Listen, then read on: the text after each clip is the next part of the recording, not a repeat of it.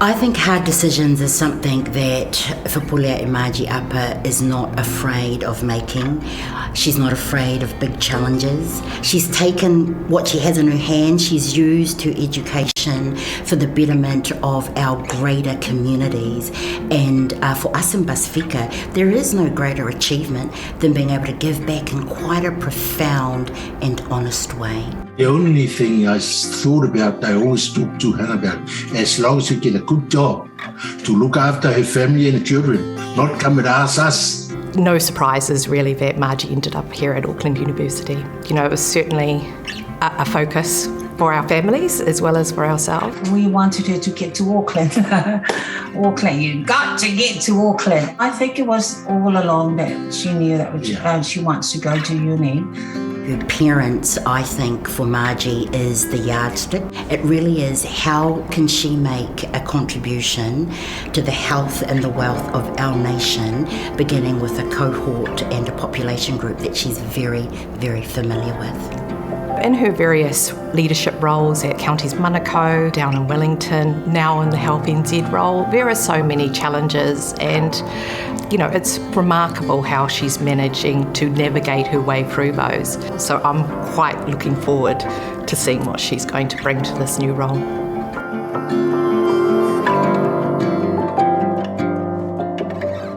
Ladies and gentlemen, distinguished alumna Fepulea'i Margie Apa. Her medallion is presented by the 2021 Pacific Business student, Mata Mafi. That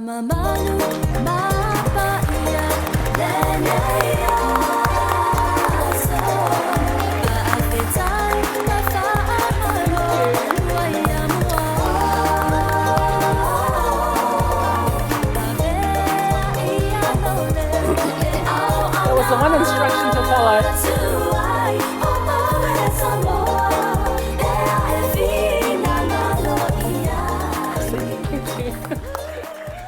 Well, congratulations. I'm asking everyone versions of this question, I know, but you'll have had a particularly frontline experience of the past 2 years. Could anything have prepared you for a global pandemic in terms of how you had to respond rather quickly?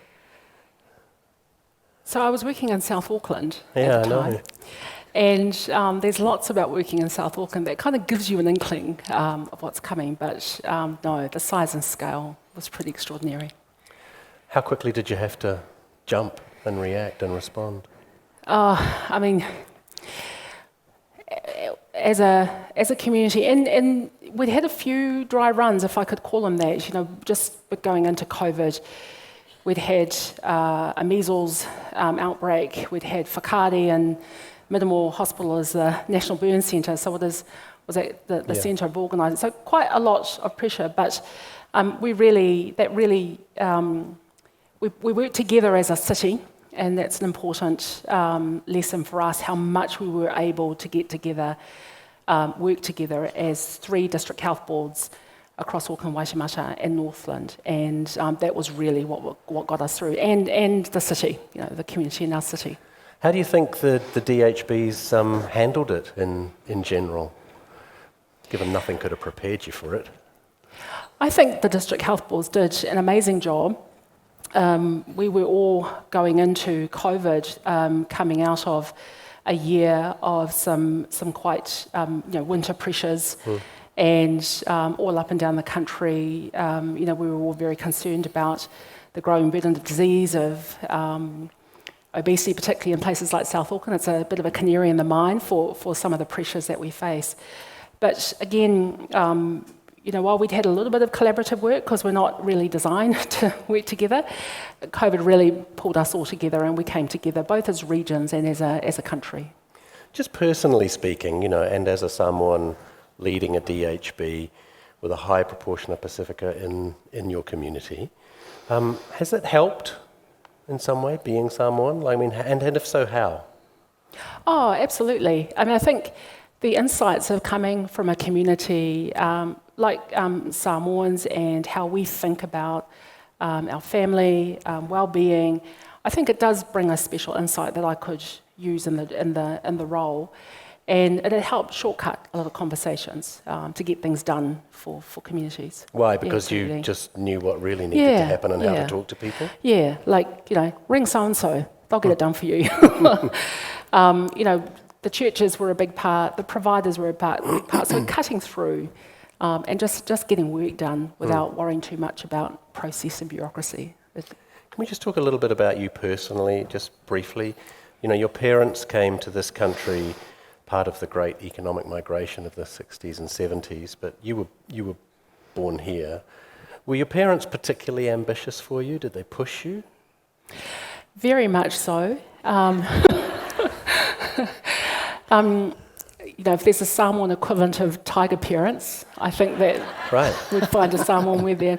Ambitious in the sense that education was a big message in my household. My mother, spent a lot of time giving me lots of extra homework and encouraging us to keep learning. And my father worked hard to make that possible. And that's been a lifelong message from my parents. In fact, when I got the Counties Manukau CEO job, I thought I was doing pretty well, Finlay, and then my mother says to me, aim higher. No, she says, do you think you could finish your postgrad while you're in this job? And did you? I did. Thanks, Mum. That is pretty impressive. I mean, I don't know how you do that with a job like that. Did you actually get any sleep? I did. And it's always helpful when you have a big job to have something to distract you and think about. That's because those jobs are the daily grind, and being in a really very busy operational environment. I think having a bit of study on the side was always helpful. So being born here to Samoan parents, in a sense, puts you between two worlds. Is that how you felt? I mean, have you had to sort of figure out who you are, where you come from, where you belong? Has it been something that, over your life you've thought about? Well, it wasn't something I thought about until I left South Auckland. One of the game changers for me was getting a scholarship in the State Services Commission, which is now called the Public Service Commission.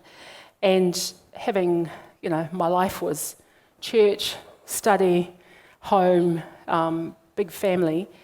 And having to move to Wellington really did throw up a lot of new experiences that I hadn't had before. I hadn't worked in an office with so many white people.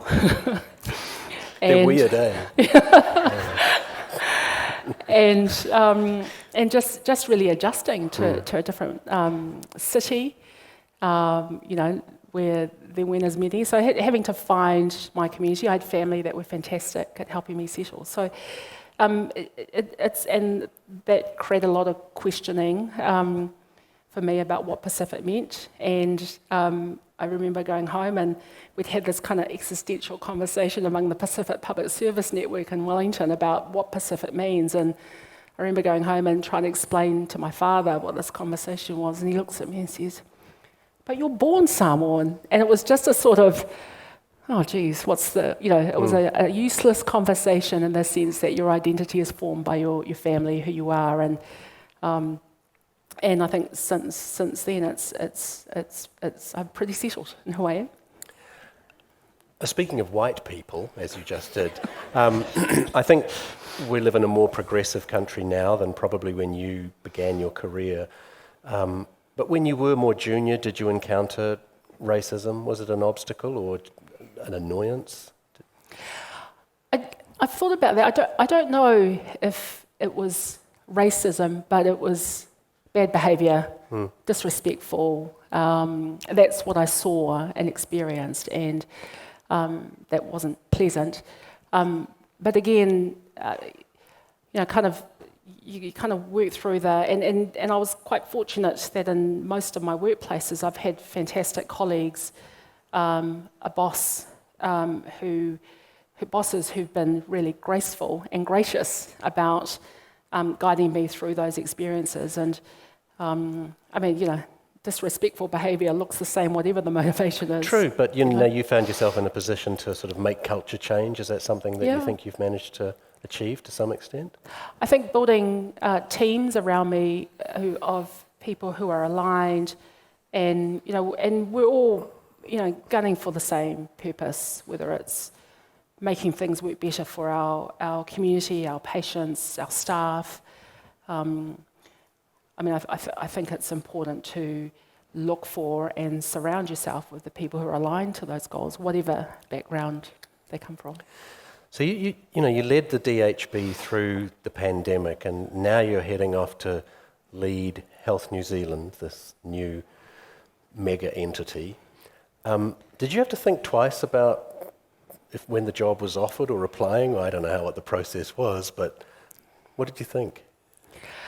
Some people might want to rest after a bit of COVID-19, Well, I actually applied right on 11:59 of the day that it was due, and I ummed and ahed about it, and because it is so big and so important to all of us, and those of us who work in health are really committed, and we do want the best person for the job. And I thought, maybe there's somebody else. And my husband said to me, you better apply, because if the person who gets it you don't like, you're going to be really peed off with yourself. Yeah, that's good advice. Yeah. I mean, I'm not here to grill you like Mike Hosking would. But broadly speaking, what are your first big challenges? I mean, with a newborn institution like Health New Zealand. I think it's taking people with me. This is a people business, and health is a place for people who want to bring humanity to the work that we do. We're an incredibly hard-working sector. It's been a tough couple of years, and it's a tough winter. We are looking ahead at one of our worst winters without magicking up extra workforce and extra capacity. So it's really important to me that we are sharing and communicating and engaging with our people, because if our people are confident and supporting the job they do, our patients, our communities and our whānau will experience care from people who are coming to their jobs supported. It's tough. But I think also important for us to actually show really quickly how we just need a simpler world. We can simplify a lot of what we do as a health system. Yeah. Those are encouraging words. Now, you've been recognised tonight for the kind of skills that I've been, talking to you about. But I read about your time at university, and that in fact that you went through management school with a baby. Is that correct? Yes. A little baby, which I imagine was quite challenging. So there were no doubt moments where you felt like, this is pretty hard, I might give up. How was it now being told by the university they'd like to honour you in this way, and what sort of memories did it bring back at the place? Well, I did my undergrad with a group of Māori Pacific students, MOPAs, I think we were called, and I think it's a different arrangement now, but that undergrad was fantastic. I would not have got through my degree without those friends and peers who just supported each other. It was when I came back to do postgrad, and tried changing a baby in a toilet upside down, or breastfeeding and finding a place to breastfeed. It was pretty tough. But there were moments of incredible grace, and Ella Henry was a favourite lecturer who would just pick up my daughter and cradle her while she's lecturing the class, and it was just such an amazing, frustrated, tired, sweaty.